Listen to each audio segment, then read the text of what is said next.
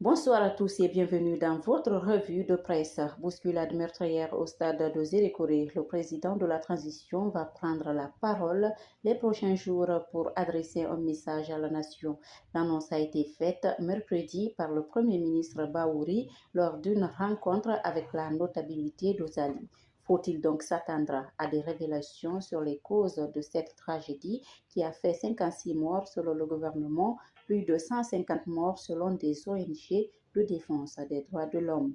Le chef du gouvernement rassure que tous les éléments susceptibles de conforter le message du général Mamadi Doumbouya sont déjà réunis.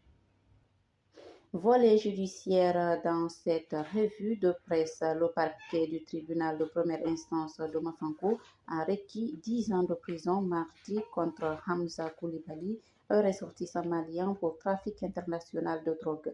Les faits portent sur 5,6 kg de cocaïne.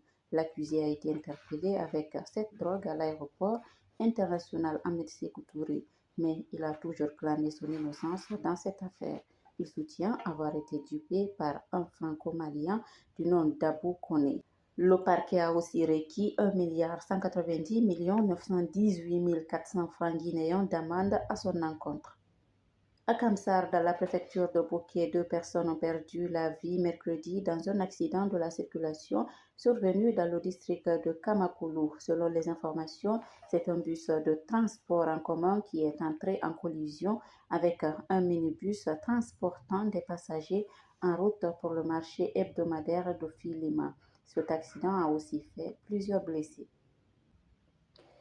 À Sigiri, 3 orpailleurs ont péri dans un éboulement survenu mercredi dans une mine d'or à Kassakassa, un district relevant de la sous-préfecture de Malaya. Les corps des victimes ont été sortis des gravats par les secours et rendus à leur famille pour inhumation. Toujours parlant d'éboulement à Sigiri, un jeune Malien a trouvé la mort mardi dans une mine à Bouré-Boukaria, un district de la sous-préfecture de Kintignan. Son corps a été transporté au centre de santé de Kintignan pour son identification, mais le parquet du tribunal de première instance de Sigiri a finalement ordonné la restitution de son corps à la communauté malienne pour son inhumation.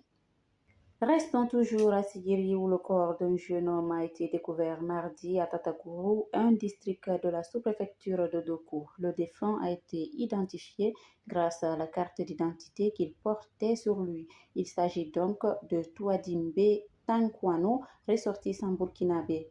Son corps a été découvert dans un état de putréfaction très avancé, ce qui a amené les autorités à ordonner son inhumation.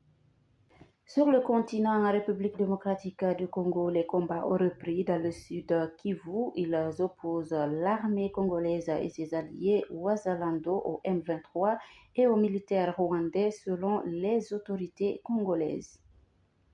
Ailleurs dans le monde, les États-Unis ont annoncé mercredi que leurs navires gouvernementaux pourront désormais franchir gratuitement le canal de Panama que le président Donald Trump menace de reprendre, mais l'autorité chargée de gérer cette voie stratégique a démenti cette affirmation un peu plus tard. Ainsi prend fin cette revue de presse. Merci à tous de l'avoir suivi. Bonne suite de programme sur guinématin.com.